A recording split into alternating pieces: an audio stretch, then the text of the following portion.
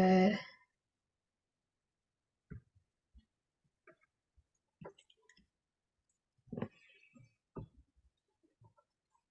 All right, hi everyone. I'm Alyssa. I'm a member of the events team at EarthBurned, and today I'm going to be presenting to you about vegetarian cooking and why it's important to incorporate it in your everyday life, or if not your everyday life, at least more than you're doing now. So, about vegetarian cooking. So, what is it really? Vegetarianism is the practice of excluding meat from the diet. So that can be beef, meat, so like cow, also poultry, so chicken, any type of seafood. Well, not any type of seafood, but some seafoods like fish. And vegetarian cooking has gained more popularity over the past decades, but it's actually been around since 3rd century BCE, which is pretty surprising. I didn't even know about that until I looked into it more, and it came from the Pythagoreans. I don't know how to say that, but they kind of invented the whole vegetarianism concept. They were like kind of the founders of it. So moving on, why do people cook vegetarian? There's actually a lot of benefits around it, and there's probably more benefits than you know. So in terms of health benefits, there is a lot of cholesterol and salt and saturated fats in any type of non-vegetarian foods. So when you start to eliminate the non-vegetarian foods from your diet, you're going to see a lot of health benefits, which I'll explore more later. So it actually prevents health issues with that being said, and it can even reduce symptoms of an already existing health issue, which is pretty cool. And then, of course, you probably know there's some religious and or cultural dietary restrictions. So, for example, there's a lot of Muslim people who don't eat pork because that's just part of their beliefs. Like, eating pork is usually considered. It's actually a funny story. They think that because um, they roll in. Oh, sorry, wait, I forgot what I was gonna say. Never mind that. But anyways, there's all these sorts of like stories tied to why some religions don't eat certain types of foods, and there's significant stories. So of course, like you have to respect that and everything. And then there's also animal welfare involved. There's a lot of animals who are suffering through inhumane conditions. So they're usually in crowded spaces when they're being harvested, unfortunately, and oftentimes there are people who are looking after them, or looking after them in quotes, are abusing them mentally, emotionally, physically. So it's kind of sad when you think about that, when you eat any sort of chicken or meat, when you think about what the animal went through, you might not want to eat what you're about to eat anymore. And then, of course, the big one that we're going to focus on here today is concern for climate and environmental benefits. So, of course, with the state of climate change we're in and everything, it's important that we do take action to help the environment, and eating vegetarian all the time, or at least more than you're doing now, is important. So here's a picture of like the crowded conditions that animals are usually in, and it's really sad. You see, they really have no space to move around or anything. So yeah, when you see this picture, maybe you won't want to eat meat anymore, or any sort of animal protein that's non-vegetarian. So in terms of environmental impacts, there are a lot, and when I did my research, I actually came across more things than I realized existed. So there's less greenhouse gas emissions for one thing, because there's a lot of, this is kind of strange to say, but when animals poo, that releases methane and other greenhouse gas emissions into the atmosphere. And of course, that's going to trap the carbon in our atmosphere and increase the temperatures and make them unsuitable for a lot of life here. You can already see in the Arctic, there's so much melting icebergs and everything, and ice, and it makes it difficult for the Inuit people who live up there in Canada's Arctic to actually hunt. because it's unsafe. Like if they're traveling by foot on the ice could just crack and they could fall. It's not like suitable for a lot of people anymore, the temperatures that we have today. So if you're going to be vegetarian, you're going to help spark this movement or continue this movement, push for less livestock to be produced, which will mean less manure and less poo producing these greenhouse gases, and also animal farts do the same thing as their poo. So yeah, you're basically just calling for less livestock to be produced, which is gonna eliminate the animal farts, eliminate the poo, and it's gonna make less greenhouse gas emissions be released into our atmosphere. And then of course there's the pollution part of things. So animal waste can run off into water bodies where it pollutes and causes harm to aquatic ecosystems. So that's one reason why you want to avoid your meat intake and any sort of non-vegetarian food. And then it also saves natural resources. So with water, water is a big thing when you're trying to look after animals because they need the water to be hydrated, they need the water to clean themselves. The people looking after the animal needs to clean their space that they live in with water. And so producing I think it was 1 gram of, oh no, sorry, 1 pound of animal protein actually consumes 100 times more water than it does with any sort of plant-based food. So that's a really big number there. And then of course there's fuel required to transport the animals.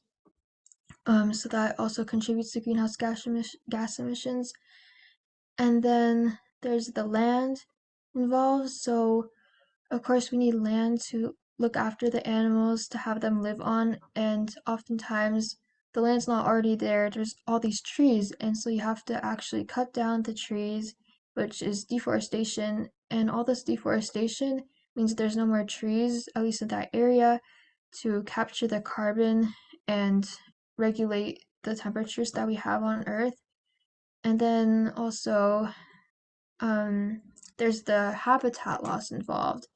So there were animals living in those trees, there were animals around those trees before it was cut down, and now those animals are looking for a place to go, and they can't go to their original home because like the trees are gone and animals are there, and if they're not able to find a suitable place to be anymore, then they're gonna die, right? And then that's actually deforestation is a reason why there's so many species that are extinct.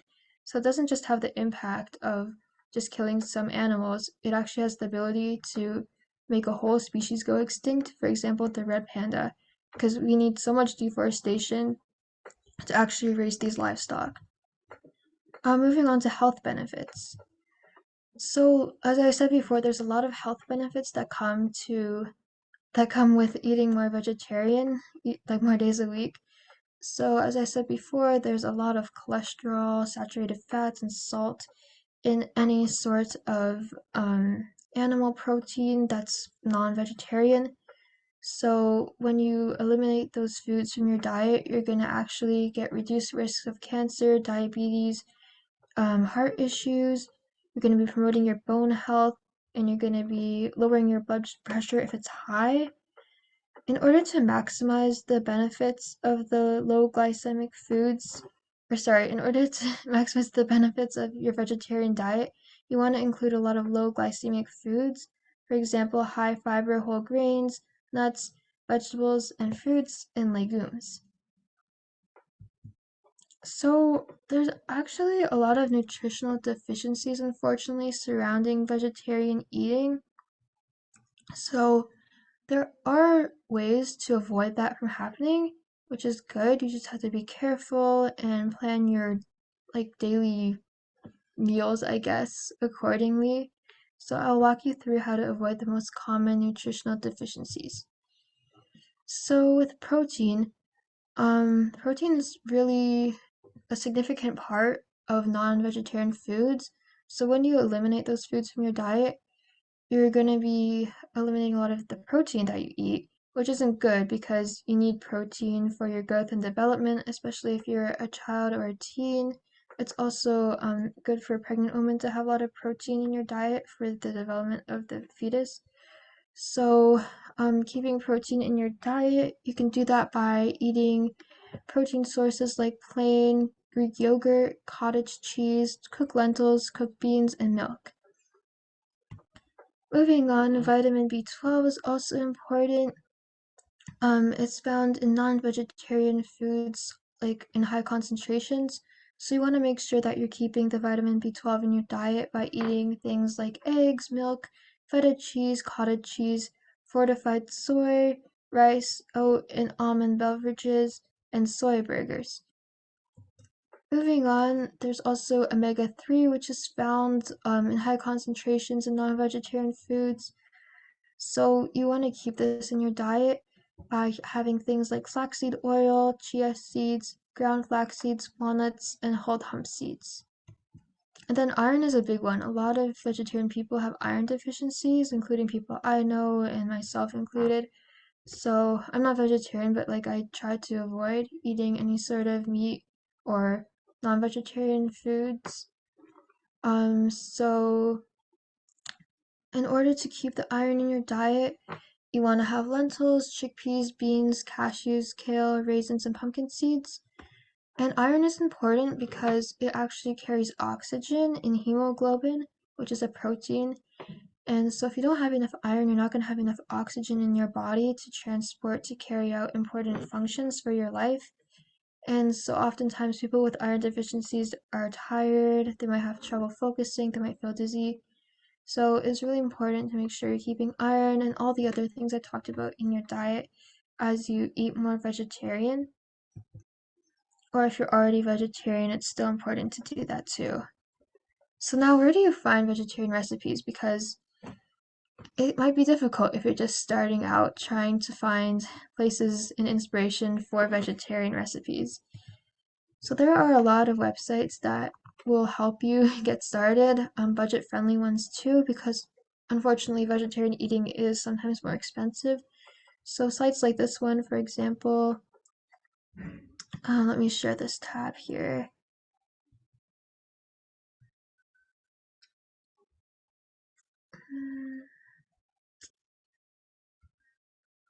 Sorry, give me a second.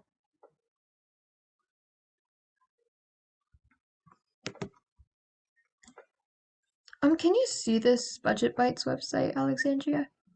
Yeah, I see it right now. Oh, okay, great. So it just automatically transitions. Cool. So yeah, this website is packed with great budget-friendly recipes for you to have.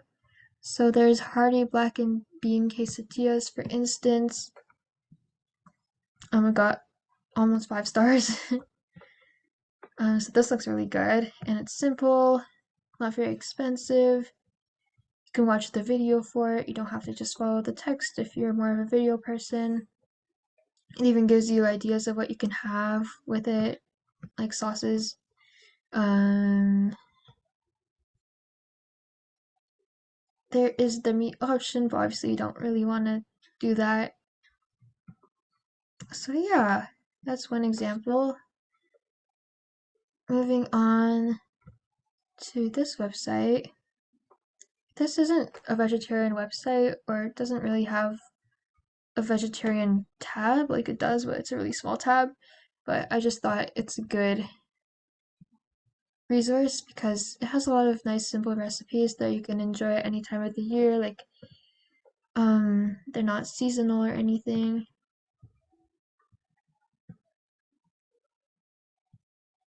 So yeah, there's this one. Looks really good and healthy.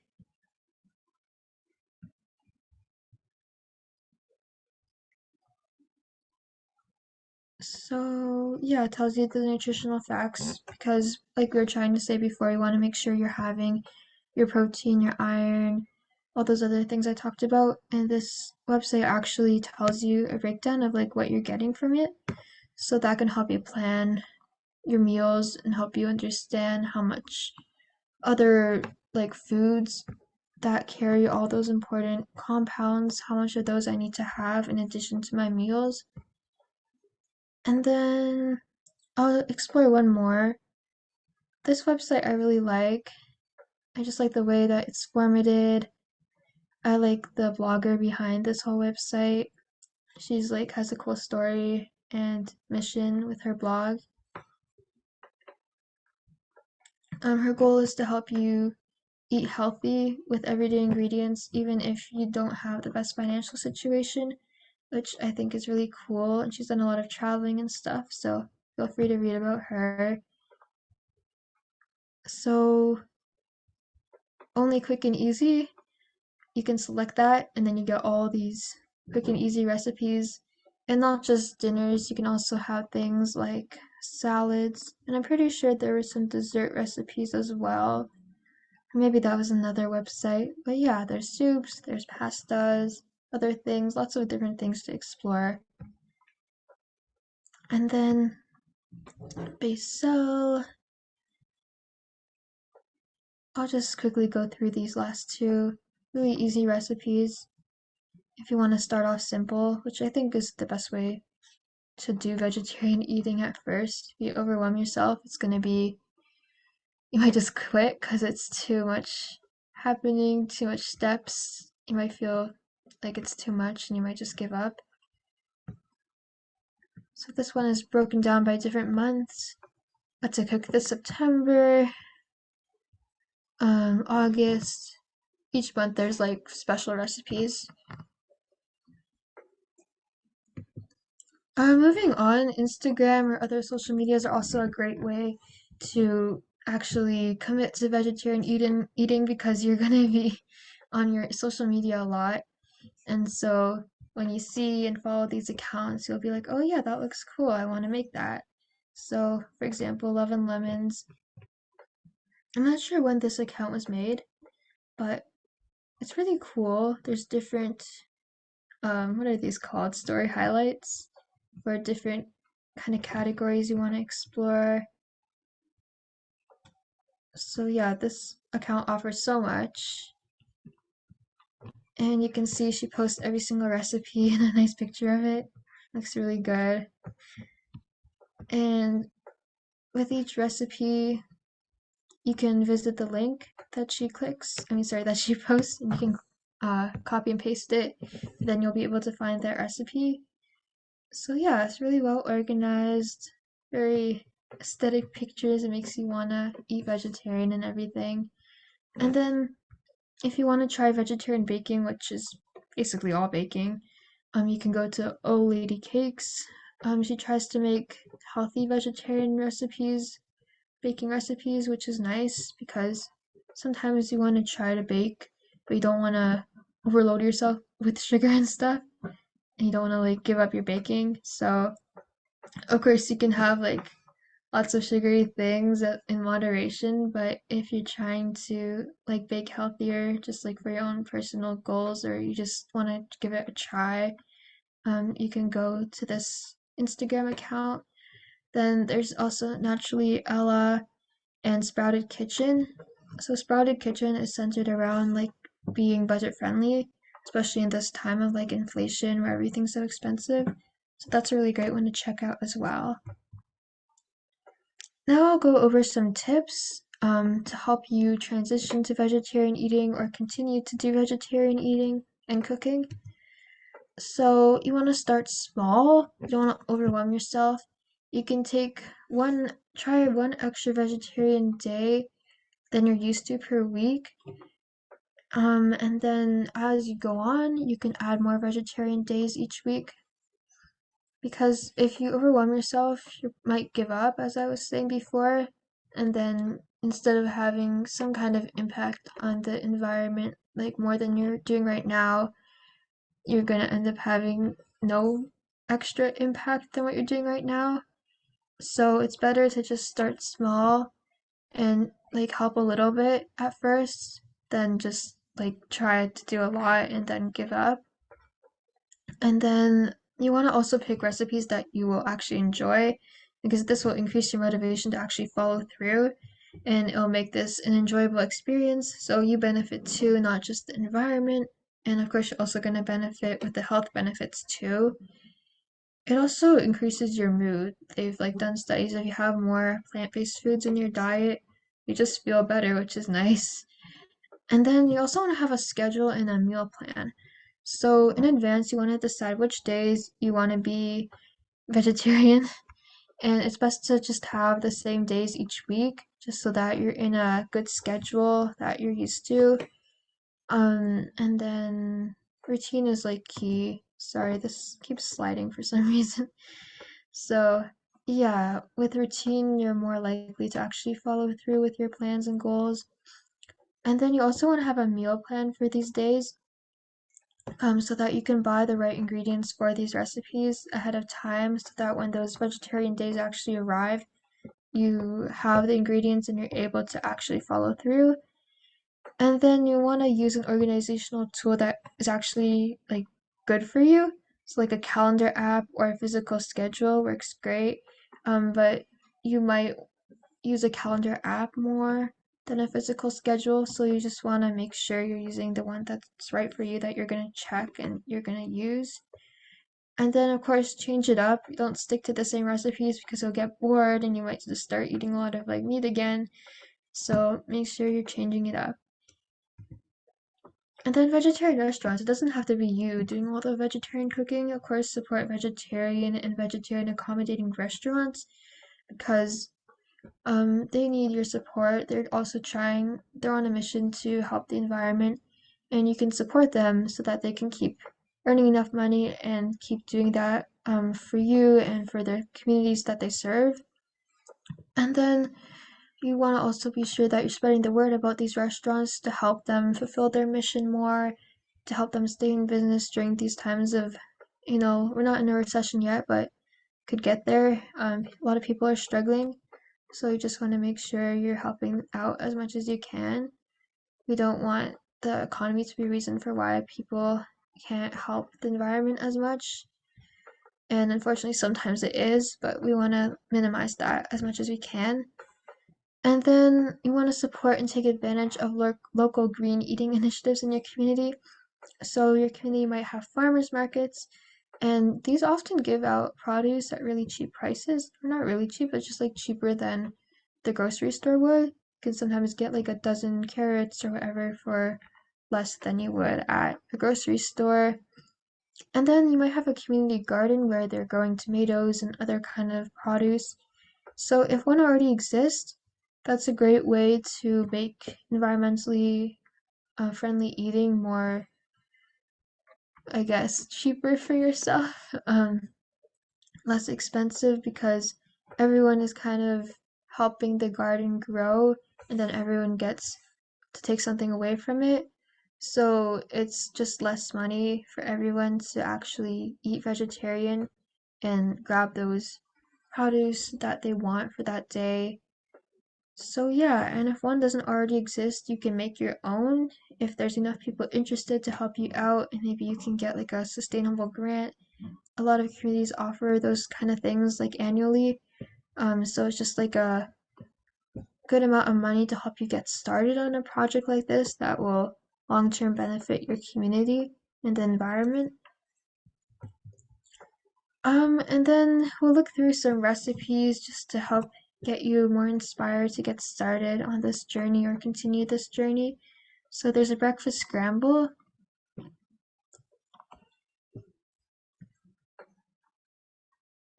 So the ingredients are bell pepper, baby kale, and spinach, avocado, eggs, and tofu.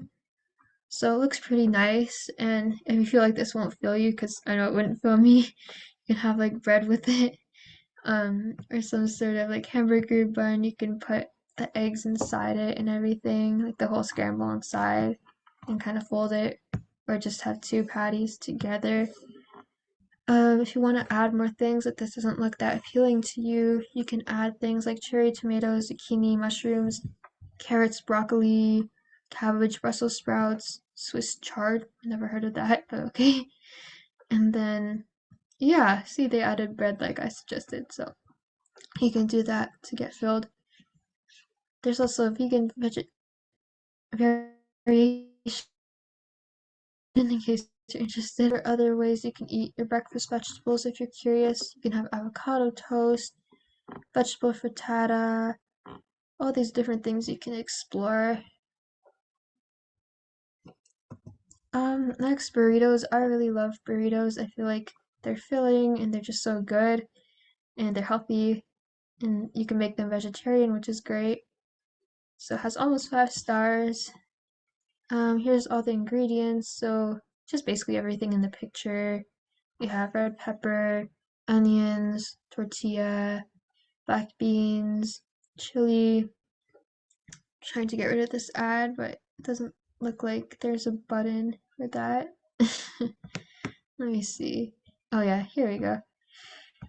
Um, you can add sour cream if you like. I really like sour cream.